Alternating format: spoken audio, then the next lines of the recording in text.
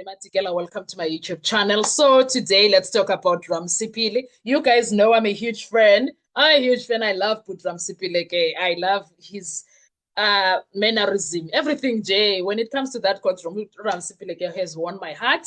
I don't care who says what about him.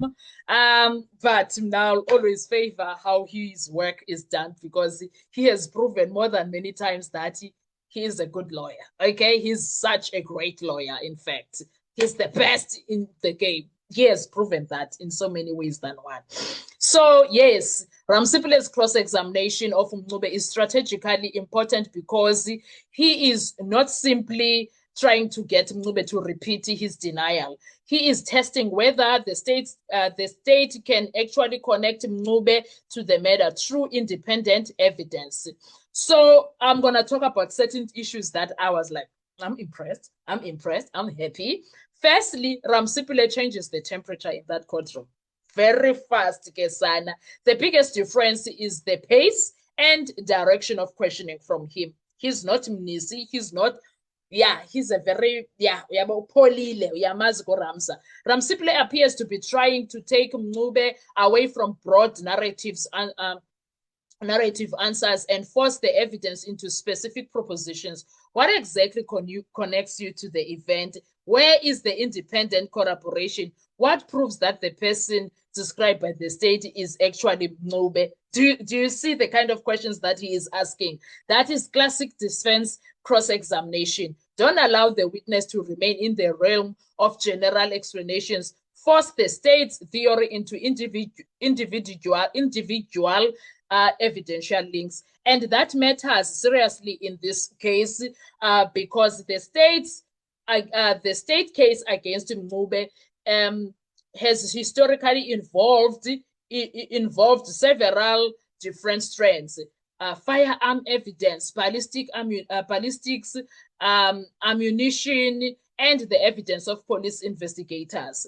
The defense, therefore, benefits from attacking the links rather than merely arguing that Mncube is innocent. And that is where Ramsipile comes in, Kesana. The importance of the firearms trend has been recognized throughout the trial. The state's ballistic case has previously been that the firearm associated with Mncube fired the fatal shot that killed Senzo. The crucial battle, Mncube's evidence versus the state's reconstruction. This is where Ramsipile becomes dangerous. He doesn't necessarily need Mncube to prove an alternative murder scenario. He needs to expose the possibilities or the possibility that the state has taken separate pieces of circumstantial evidence and constructed a conclusion that is stronger than the individual pieces themselves. That distinction is critical. For example, evidence A, Mncube is allegedly connected to the firearm. Evidence B, the firearm is linked through ballistic to the fatal shot. Evidence C, there is evidence placing Mncube somewhere or connecting him to relevant people. Evidence D, there may be identification or investigative evidence. The state's ultimate proposition becomes A plus B plus C plus D is equal to Mncube participated in the murder. I don't know if you guys are following Ramsa very well there. Ramsipile's job is to ask, does A actually prove B?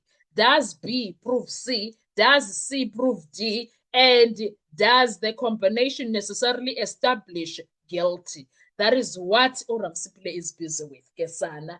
That is much more sophisticated attack than saying my client denies it or Mncube denies it. Okay. Thirdly, Ramsipile is also testing the quality of Mncube's answers. I don't know if you noticed that. Kesana. There is another fascinating dynamic where a defense advocate cross-examines their own client. He has to walk a very narrow line. he cannot simply become an advocate giving evidence. So the questions are likely designed to lock Mncube into a version lock Mncube in a version without allowing the witness to unnecessarily expand into areas that could create fresh problems. Do you see Ramza there? That's particularly important because Mncube has already undergone extensive questioning in the broader trial when it comes to what Mnisi and him were doing. His testimony has to be evaluated against what he said previously during his evidence in chief, what was put to state witnesses, and the objective evidence. That is why apparently small answers can become important later. Number 4, who actually proves what problem. Okay, this is probably the biggest analytical takeaway. Ramsipile's cross-examination is potentially exposing a distinction between there is evidence involving Mncube and there is evidence proving Mncube participated in Senzo's murder. Ramza, do you see, guys? Do you see? Those are not the same propositions. A firearm connection, for example, can be highly significant without automatically establishing who fired it, when it was fired, how it got into someone's possession, and whether that person was the shooter in the murder under consideration. That is why the defense previously attacked aspects of the firearm evidence surrounding Mncube. Contemporarily reported to describe defense challenges to the evidence concerning the firearm found in his possession. Okay. Number 5, Ramsipile versus Mncube, the psychologically dynamic. Mncube is a very intelligent guy. That, let's give to him. So that is why when these intelligent lawyers are, in fact, all these accused are very intelligent. And let me just put that out there. Now, Ramsipile is not just some random guy, man, guys. I don't know if I make it and make you understand that. This is what make this exchange very compelling for me. That is why I'm compelled to bring this to you, because that psychology between Ramsipile and Mncube, damn it. Ramsipile is not approaching Mncube like an ordinary hostile state witness. He knows the witness. He knows the defense theory, and he knows exactly which answers could later be used in closing argument. So when Ramsipile repeatedly narrows a question, I was busy watching Mncube's answer structure carefully.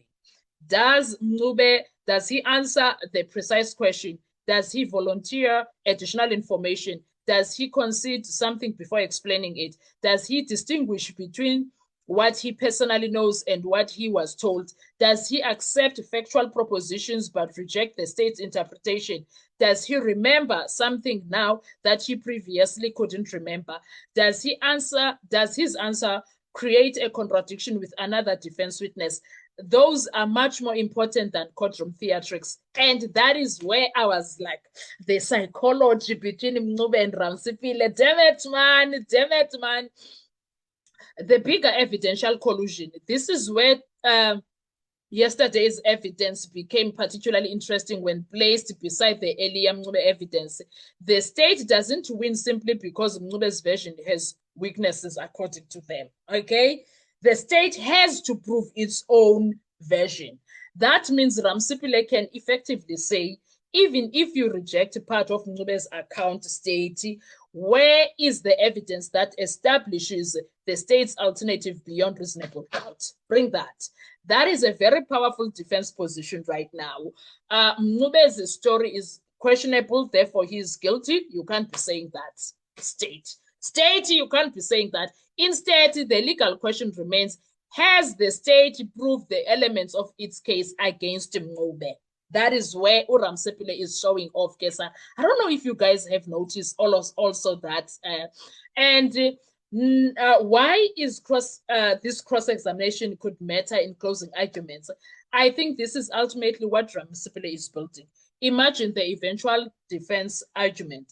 The state's case requires the court to make inference after inference. Then each inference can be placed on the screen. Ngcube, firearm, ballistic link, possession, alleged movement, alleged association, medicine, shooter. That is the inference. Those are the inferences that the state expects Rata to draw. And then the defense attacks each arrow of those Kesana. That is what Ramsipile currently are busy doing, all right? If one or more of those arrows, as possession, blah, blah, blah, if one of more is sufficiently weak, the defense argues the entire chain cannot safely carry a conviction. That is why I wouldn't analyze Ramsipile's performance simply as he destroyed, how do I put it? In fact, I wouldn't say, Ramsipile, because you know the state people will be like, I wonder what Ramsipile is doing. He's destroying Ngcube. No, Ngcube destroyed the state. There is a much more interesting question. Did Ramsipile create reasonable doubt in the connective tissue between the state's evidence? That is where the real battle is. And if it fits, the broader pattern of this trial, the defense has repeatedly attacked not merely individual pieces of evidence, but the reliability and connection between different pieces of evidence. The trial has previously seen prolonged dispute around cell phone evidence, photographs, ballistic and investigative methodology. So my takeaway from all of this, Ramsipile isn't just cross-examining Ngcube, he is cross-examining the state's theory through Ngcube. The real question coming out of this exchange is not did Ngcube give convincing answers.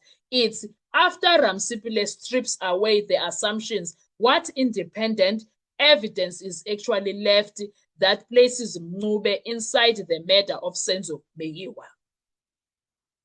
That is the question I would make the masterpiece or the counterpiece of it all when it comes to cross-examination Ramsipile. That is what I could gather when he was busy. What are your thoughts when it comes to this? Let's talk in the comment section. I want to hear your views. You know I like Ramsipile, but what did you see? How did you feel about his cross-examination of Ngcube? Bye-bye.